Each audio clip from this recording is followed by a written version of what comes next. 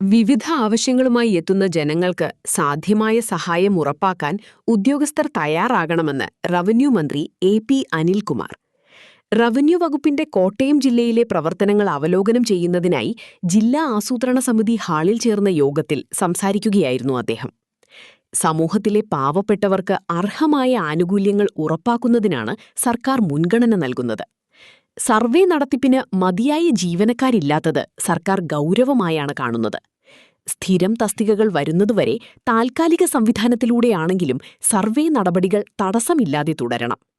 പട്ടികജാതി പട്ടികവർഗ കോളനികളിലെ മുഴുവൻ പട്ടയങ്ങളും 1 വർഷത്തിനുള്ളിൽ നൽകണമെന്നും മന്ത്രി നിർദ്ദേശിച്ചു. Land revenue commissioner H Dineshan, joint commissioner Safna Nasruddin, ജില്ലാ collector Chetan Kumar Meena, survey director J O Arun, additional ജില്ലാ മജിസ്ട്രേറ്റ് സോളി ആന്റണി, പാല, കോട്ടയം ആർഡിഒമാർ, ഡെപ്യൂട്ടി കളക്ടർമാർ, തഹസിൽദാർമാർ, സ്പെഷ്യൽ തഹസിൽദാർമാർ, ഡെപ്യൂട്ടി തഹസിൽദാർമാർ, സീനിയർ സൂപ്രണ്ടുമാർ, ജൂനിയർ സൂപ്രണ്ടുമാർ എന്നിവർ പങ്കെടുത്തു.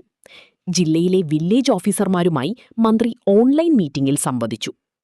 കേൾക്കുവാനും ഉൾക്കൊള്ളുവാനും നടപ്പാക്കുവാനും അല്ലാത്തത് കാര്യങ്ങൾ പറഞ്ഞ് ബോധ്യപ്പെടുത്താനും ഒക്കെ ഒരു ശ്രമം വകുപ്പ് ജീവനക്കാരുടെ ഭാഗത്തുനിന്ന് ഉണ്ടാവുക എന്നുള്ളത് ഏറ്റവും പ്രധാനപ്പെട്ട കാര്യമാണ്.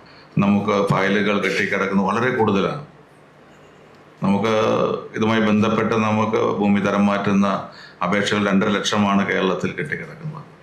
അതുപോലെ പട്ടയവുമായി ബന്ധപ്പെട്ട ദശാബ്ദങ്ങളുടെ പഴക്കമുള്ളത് പോലും നമുക്ക് കൊടുക്കാൻ കഴിയാത്ത സാഹചര്യമുണ്ട്. പല കാരണങ്ങൾ കൊണ്ടും നമുക്ക് മറ്റു വകുപ്പുകളെ പോലെ മറ്റു വകുപ്പുകളുടെ കാര്യത്തിൽ 2 RDO ഓഫീസാണ്. RDO കോട്ടയം, RDO പാല, 5 താലൂക്കാണ്. നമ്മുടെ കാഞ്ഞിരപ്പള്ളി, ചങ്ങനാശ്ശേരി, വൈക്കം 41 പട്ടയങ്ങൾ വിതരണം ചെയ്തിട്ടുണ്ട് 2021 മുതൽ 26 ഇലക്ഷൻ പ്രഖ്യാപിക്കുന്നതുവരെ. ഇനി അതിൽ 69 പട്ടയങ്ങളാണ് നമുക്ക് കൊടുക്കാനായി തയ്യാർ ചെയ്തുകൊണ്ടിരിക്കുന്നത്. സർ, അതിൽ കിഫ്ബി വർക്കുകൾ 9 എണ്ണമാണുള്ളത്. 9 എണ്ണം. ബാക്കി വരുന്ന വർക്കുകൾ ബാക്കി എല്ലാ ജനറൽ ഓഫീസ് കോട്ടയത്തിൽ നമുക്ക് ചെയ്യാൻ കഴിയുന്ന കാര്യങ്ങൾ പരിമിതി ഉണ്ട്. ആ കാര്യങ്ങൾ ചെയ്യാൻ കഴിയുന്ന നന്നായിട്ട് ചെയ്യുക, ചെയ്യാൻ കഴിയാത്തത് ജനങ്ങളെ ബോധ്യപ്പെടുത്തി മുന്നോട്ട് പോവുക എന്നുള്ളത് നമ്മുടെ മനസ്സിനകത്ത് എപ്പോഴും ഉണ്ടായിരിക്കണം.